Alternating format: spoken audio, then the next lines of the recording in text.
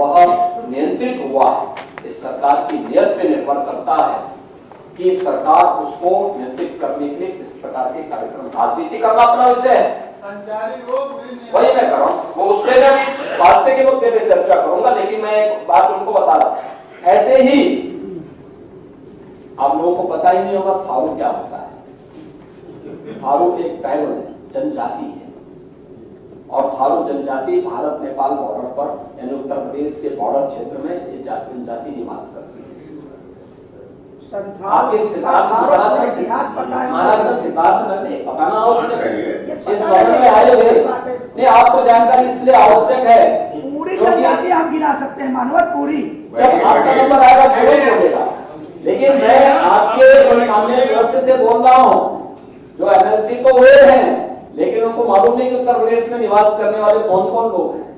वे लोग भी हैं, वह दलित, वह वंचित, वह अल्पसंख्यक भी जो काल कल्पित होता था इस उत्तर प्रदेश का नागरिक था, लेकिन कभी आपने सोचा नहीं उसके बारे में। लेकिन थारू जनजाति, मुसहर, कोल, कुशीनगर, महाराजगंज, गोरखपुर से लेकर के सोनभद्र तक लाखों की आबादी है, लाखों की आबादी है, और सबसे बदहाल स्थिति में, जमीन का पट्टा नहीं था, राशन कार्ड नहीं था, मकान नहीं थे, कोई सुविधा नहीं थी।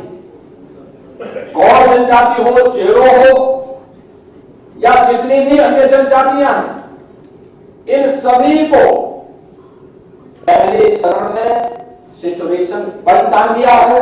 इन सबको सिचुएशन के लक्ष्य को प्राप्त करते हुए हमारी डबल इंजन की सरकार ने हर सुविधा से आच्छादित करने का काम किया है, और अब सरकार ने लक्ष्य रखा है अगले 3 वर्ष के अंदर, यानी पिछले 7.25 वर्ष के अंदर जो कदम उठाए गए उसका परिणाम है कि उत्तर प्रदेश में 6 करोड़ और देश के अंदर 25 करोड़ लोग गरीबी रेखा से ऊपर उठ करके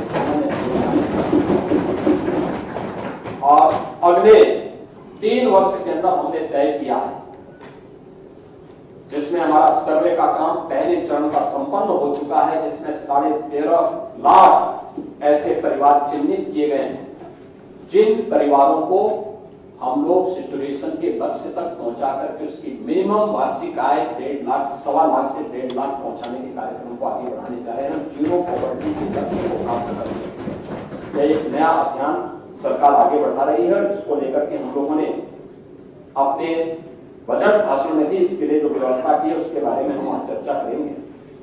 लेकिन ये कार्यक्रम पहले क्यों नहीं हो पाया? क्या आपका पीरियड होम नहीं है? आप किसकी बात कर रहे हैं इसके नाम? मैंने इंसेफ्लाइटिस की चर्चा आपके सामने की। इंसेफ्लाइटिस से तो जो कालकल्पित होने वाले बच्चे थे, आपके जो जातिवादी हो जाति है उसके दायरे में मान सकते हैं। आपकी एक प्रकार का जो आपका रिजर्वेशन रहा है अनुसूचित जाति के लोगों के प्रति, वंचितों के प्रति, मैं उस बात को मान सकता हूं, लेकिन अल्पसंख्यक को तो आप अपना वोट नहीं मानते। वे भी बच्चे काल करके होते हैं। आपने उसको वोट बैंक के दायरे में सोच के देखा, हमने उसको प्रदेश के बच्चे मान करके, प्रदेश की संपदा मान करके, ये मानकर अपनी जिम्मेदारी के साथ जोड़ करके देखा। हमने उसकी जाति नहीं देखी, उसका मत और मजहब नहीं देखा। हमने माना ये उत्तर प्रदेश के बच्चे, उत्तर प्रदेश का भविष्य है, इसको हर हाल में बचाना है। आज परिणाम जीवित हो गया, आज वो जीवित नहीं सर, जीवित नहीं, मर गया जो है सर। आदमी का बनाते हैं मरने में कितने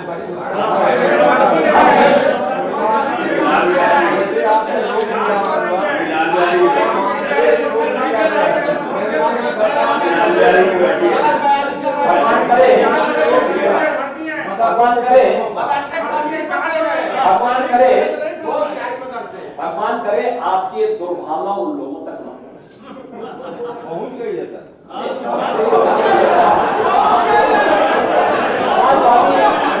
समाजवादी पार्टी की भावना है उनके, लेकिन हमारी कोई भावना नहीं है। हम तो परंपरागत मुल्ला और मौलवी बनाने की बजाय हम वैज्ञानिक बनाना चाहते हैं। वैज्ञानिक बने। स्कूलों में फ्री एजुकेशन की व्यवस्था की जा रही है, आधुनिकीकरण किया जा रहा है। डबल इंजन की सरकार पैसा उपलब्ध करवा रही है, लेकिन कठमुल्लापन की संस्कृति नहीं चाहिए। सरकार का पहले दिन का संकल्प है, हम हर बच्चे के साथ वह ईश्वर की सर्वश्रेष्ठ कृति है, कोई भेदभाव नहीं, उत्तम शिक्षा मिले, अच्छी शिक्षा मिले, आधुनिक शिक्षा मिले, बिना भेदभाव के मिले। सरकार इसके सामने कदम बढ़ा रही है, हर प्रकार की सुविधा से आच्छादित करेगी। लेकिन हमें केवल मुल्ला और मौलवी, जिसको केवल मजहबी शिक्षा लेनी है, वे वहां तक जाए, लेकिन अच्छा साहित्यकार, अच्छा वैज्ञानिक, अच्छा गणितज्ञ, अच्छा चिकित्सक, अच्छा इंजीनियर बनने के लिए आधुनिक शिक्षा भी लेनी पड़ेगी। और यह हर व्यक्ति ले सके, इसके लिए सरकार आगे बढ़ा रही है। और मैं उन मासूम बच्चों की बात कर रहा था, जो मासूम बच्चे संचारी रोग की चपेट में आकर के काल कर दिए होते थे। दुर्भाग्य है, आज भी आपके मन में उनकी दुर्भावना बहुत है। प्रदेश की कानून व्यवस्था के बारे में वो थोड़ी चर्चा करते हैं। उत्तर प्रदेश में 17 के पहले की क्या स्थिति थी और दूसरे तीसरे दिन दंगा होता था, कोई बेटी सुरक्षित नहीं थी, पलायन होता था, कस्बे के कस्बे पलायन कर जाते थे।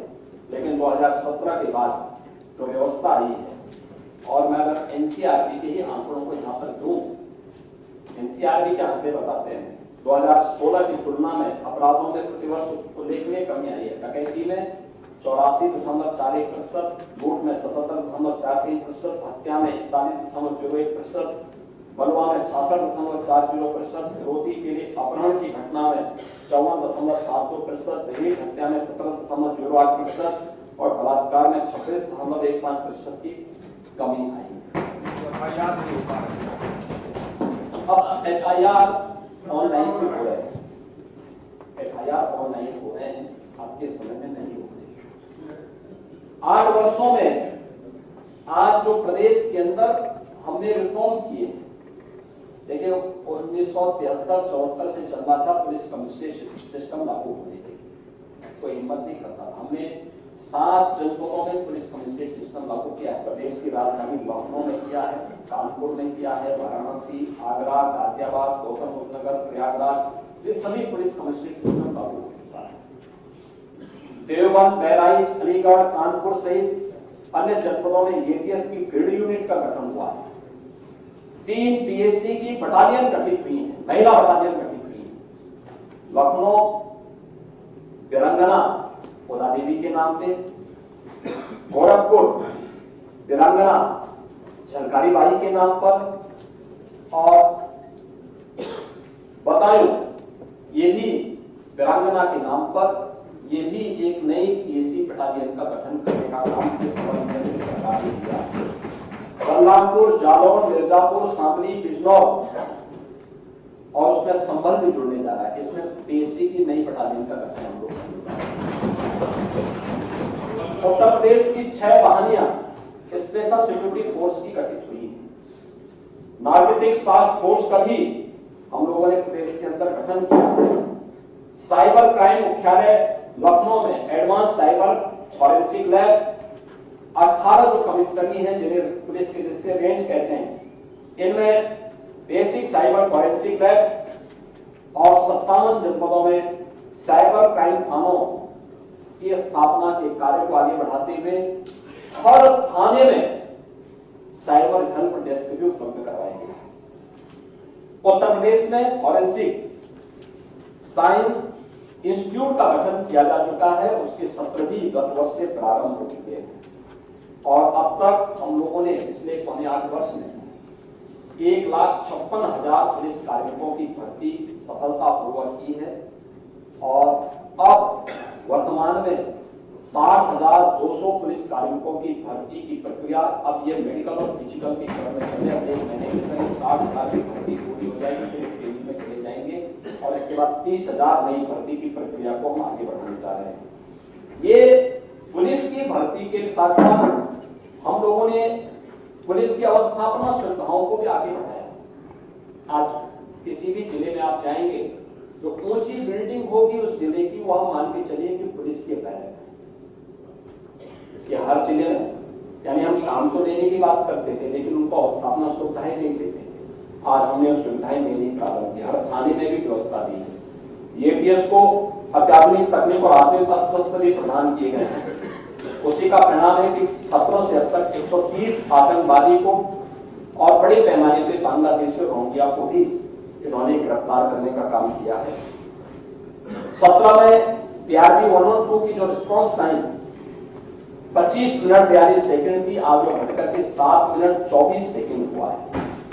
ऑपरेशन त्रिनेत्र में हम लोगों ने 17 जो हमारे म्युनिसिपल कॉर्पोरेशन और गौतम बुद्ध नगर जनपद, इन सबको लेकर के यहाँ पे CCTV कैमरे गृह विभाग की तरफ से भी, नगर विकास विभाग की तरफ से भी और जनता के सहयोग से भी स्थापित किए 11 लाख से अधिक कैमरे लगे। 11 लाख से अधिक कैमरे का मतलब एक साथ integrated command and control centre बन चुका है। वहां सुरक्षा का भी, ट्रैफिक का भी, स्वच्छता के भी, सभी कार्यों की मॉनिटरिंग एक जगह से आप कर सकते हैं और इस कार्य को सफलतापूर्वक आगे बढ़ाने का काम किया है। इस 18 के भारत स्टेट सिटी के रूप में भी आगे बढ़ चुके हैं। ऑपरेशन कन्वेक्शन में जुलाई 23 से लेकर के दिसंबर 24 तक 51 अभियुक्तों को मृत्युदंड, 6287 को आजीवन कारावास, 1091 अभियुक्तों को 20 वर्ष से अधिक की कारावास, 3886 अभियुक्तों को 10 से 19 वर्ष की कारावास और 5788 अभियुक्तों को 5 से 9 वर्ष की सजा और 51748 को अभियुक्तों को 5 वर्ष से कम तक की सजा से इन्हें दंडित कराने का काम भी यह इस दौरान किया गया है। और इसके अलावा अन्य तमाम कार्यक्रमों के साथ जोड़ते हुए जो दुर्दांत माफिया थे, उनके गैंग के सदस्यों के खिलाफ भी कार्रवाई करते 31 माफिया 7400 अपराधियों को आजीवन कारावास, अर्थदंड और 2 को मृत्युदंड की सजा भी करवाई गई है। सरकार के द्वारा किए गए प्रयासों का परिणाम है। महिला सुरक्षा के लिए भी सरकार ने इस दौरान बहुत अच्छे कदम बढ़ाए हैं। यानी 1947 से लेकर 2017 तक जितने पुलिस में महिला कार्मिक थी, आज उससे 4 गुना अधिक महिला कार्मिक उत्तर प्रदेश पुलिस में अकेले मौजूद। महिला वर्ग फोर्स 2018 में 14.2% था, आज बढ़कर के 35.1% हुआ है। और उत्तर प्रदेश देश का एक ऐसा राज्य है जो 1 करोड़ 4 लाख निराश्रित महिला, वृद्धावस्था पेंशन पाने वाले और दिव्यांगजन पेंशन पाने वाले लोगों को 12,000 रुपए सालाना पेंशन की सुविधा उपलब्ध करवा रही है। मुख्यमंत्री सामूहिक विवाह योजना में 3,22,000 जोड़ों का विवाह का कार्यक्रम संपन्न हुआ है। और इसके अलावा अन्य तमाम योजनाओं में लाखों जो बहनें हैं उनको ड्रोन नमो ड्रोन दीदी के अंतर्गत महिला स्वयंसेवी सहायता समूह को नैनो यूरिया, नैनो DAP और कृषि रसायन छिड़काव के लिए भी ड्रोन का प्रशिक्षण और उन्हें ड्रोन उपलब्ध कराने के कार्यक्रम के साथ जोड़ने का काम भी किया है। और जिसमें से प्रत्येक अपनी इनकम को कई गुना बढ़ाने में सफल हुए। स्वास्थ्य चिकित्सा सुविधा में 1 डिस्ट्रिक्ट 1 मेडिकल कॉलेज की दिशा में सरकार आगे बढ़ी है, जिसकी चर्चा मैंने पहले भी की। प्रदेश में जेई और केई के बारे में मैंने बताया था। डेंगू में जो मृत्यु दर थी उसमें 94.5% की कमी आई है। मलेरिया में 56% की कमी आई है। और प्रदेश में इस दिशा में जो कार्यक्रम आगे बढ़ाए हैं, जो आयुष्मान भारत कार्ड बनाने में जो कदम बढ़ाए हैं, मैंने पहले कहा कि देश के अंदर सर्वाधिक गोल्डन कार्ड जारी करने वाला राज्य उत्तर प्रदेश है। राजकीय क्षेत्र में जो संचालित हमारे गवर्नमेंट मेडिकल कॉलेजेस हैं, 17 में मात्र 1990 MBBS की सीट थी, आज ये बढ़कर के 5250 हुई है। निजी मेडिकल कॉलेजेस में सीट 2550 थी, आज ये बढ़कर के 6550 हुई है। राजकीय क्षेत्र में पीजी की जो सीट्स थी 17 में 741 थी, आज बढ़कर के 1871 हुई है। निजी क्षेत्र में 17 में कुल 480 सीट थी, आज ये बढ़कर के 2100 हुई है। ये मेडिकल क्षेत्र में किए जाने वाले परिवर्तन का परिणाम है। और सुपर स्पेशलिटीज जो सीट्स थी यानी एमसीएच और डीएम की सीट्स ये बढ़कर के 2017 में 120 थी, आज ये बढ़कर के 250 हो चुकी हैं। और एससीपीजीआई में जो मैंने आपको बताया कि 8 नए विभाग सक्रिय हुए हैं यानी उन्हें क्रियाशील किया गया है। आईआईटी कानपुर में भी 500 बेडेड एक हम लोग स्टेट गवर्नमेंट भी उसमें सहभागी है। सुपर स्पेशलिटी चिकित्सालय के साथ ही school of medical research and technology की स्थापना के कार्यक्रम में उत्तर प्रदेश सहभागी बना हुआ है। उत्तर प्रदेश में जो अन्य तमाम संभावनाएं कृषि और कृषि से जुड़े हुए तमाम सेक्टर में भी व्यापक परिवर्तन हुए हैं और यह शुरुआत हमने 2017 में ही कर दी। प्रधान जैसे ही सरकार बनी थी पहली कैबिनेट में हमने अन्नदाता किसानों की ऋण को माफ करने के कार्यक्रम को आगे बढ़ाया। 86 लाख किसानों का 36,000 करोड़ रुपए से अधिक की कर्ज माफी के कार्यक्रम को आगे बढ़ाया था। आज हर किसान की आमदनी को 1.5 गुना से 2 गुना तक पहुंचाने में हमें सफलता प्राप्त। एमएसपी का लाभ लागत का 1.5 गुना प्राप्त हो, यह पहली बार उत्तर प्रदेश के किसानों को प्राप्त हुआ है। प्रोक्यूरमेंट सेंटर धान हो, गेहूं हो, मकई हो, दलहन हो, तिलहन हो, मूंगफली हो, इसका दाम सीधे किसानों के खाते में प्राप्त हो रहा है। इसके अलावा प्रधानमंत्री फसल बीमा योजना का लाभ प्रदेश में लगातार प्राप्त हो रहा है। अगर मैं 24-25 के अंदर ही इस बारे में देखूं तो अकेले 24-25 में 495 करोड़ 41 लाख रुपए की क्षतिपूर्ति प्रधानमंत्री फसल बीमा योजना के अंतर्गत किसानों को प्राप्त हुआ है। प्रदेश में इस दौरान 16-17 से पहले जो गन्ना उत्पादन वाले किसान थे उनकी क्या स्थिति, इसी से छुपा हुआ नहीं। 2017 के बाद सरकार ने जो कदम बढ़ाए हैं, अब तक हम लोगों ने जो इसके परिणाम आज सामने आए हैं, अगर मैं इसके कुछ आंकड़े आपको उपलब्ध कराऊं, आप भी औचक रहेंगे कि वास्तव में आप सरकार चला रहे थे या अन्नदाता किसानों के साथ मजाक कर रहे थे। क्योंकि 17 के पहले तो सरकार नाम की कोई चीज थी कि नहीं थी, यह अपने आप में एक प्रश्न बना हुआ है। एमएसपी की गारंटी सरकार दे रही है सर। एमएसपी की गारंटी नहीं, एमएसपी में सरकार ने लागत का 1.5 गुना दाम देने की बात की थी और 1.5 गुना से अधिक दाम मिल रहा है। हर किसान को क्रय केंद्र में सरकार के द्वारा क्रय केंद्र खोले गए हैं और क्रय केंद्र में आकर के आप अपनी उपज को दे सकते हैं, कोई रोक टोक नहीं। और पैसा जो जा रहा है ये डीबीटी के माध्यम से किसान के खाते में पैसा जा रहा है। लेकिन 17 के पहले तो ये भी नहीं था, 17 के पहले तो ये भी नहीं था।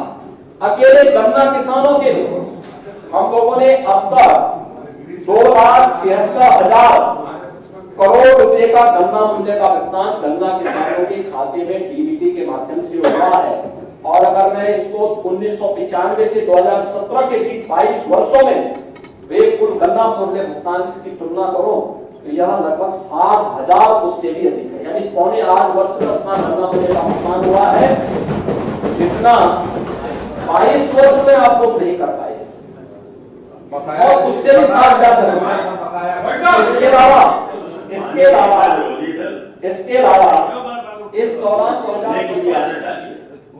3 नई चीनी मिलों की स्थापना की है, 6 चीनी मिलों का पुनर्संचालन किया है, 38 चीनी मिलों की क्षमता का विस्तार किया है और 1,25,000 लोगों को प्रत्यक्ष और अप्रत्यक्ष रूप से चीनी मिलों के माध्यम से रोजगार उपलब्ध करवाया है।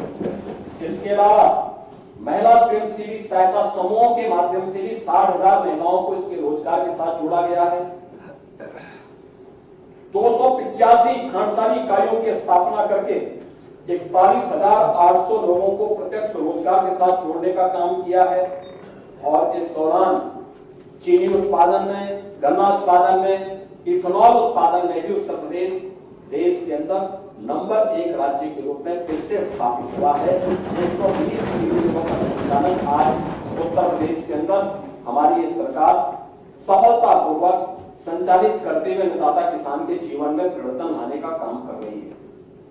महोदय, ऊर्जा के बारे में चर्चा होती है और मुझे बताते हुए प्रसन्नता है कि पिछले 8 वर्ष के अंदर जो कदम उठाए गए हैं वे बहुत सार्थक हैं।